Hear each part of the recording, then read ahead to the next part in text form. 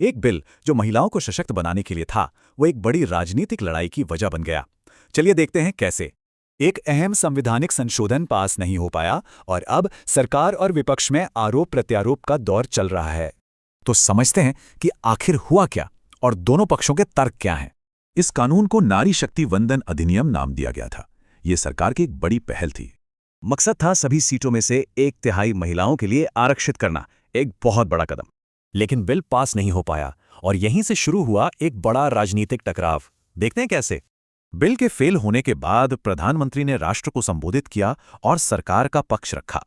भाषण की शुरुआत में ही उन्होंने देश की महिलाओं से बिल के फेल होने पर माफी मांगी। इसके बाद उन्होंने कड़े शब्दों में विपक्ष पर बिल रोकने का आरोप लगाया, इसे भ्रूण हत्या तक कह दिया। हार के बाद भी सरकार ने कहा कि वो महिलाओं के प्रतिनिधित्व के लिए हर रुकावट हटाएगी।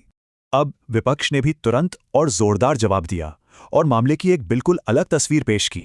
विपक्ष ने प्रधानमंत्री की माफी को जिम्मेदारी से बचने के लिए मगरमच्छ के आंसू बताया।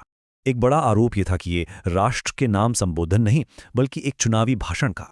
तो ये है दोनों तरफ की बातों का सार, बिल्कुल आमने सामने।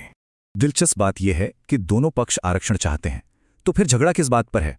सरकार का प्रस्ताव था कि आरक्षण अगली जनगणना और परिसीमन की बाद लागू होगा। विपक्ष ने इसी शर्त का विरोध किया। उनका कहना था कि यह सिर्फ देरी करने का एक तरीका है।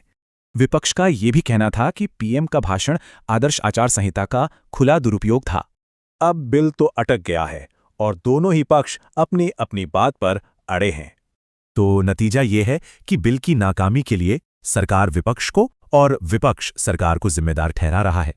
तो इस राजनीतिक गतिरोध का महिला सशक्तिकरण के भविष्य पर क्या असर पड़ेगा? ये एक बड़ा सवाल है।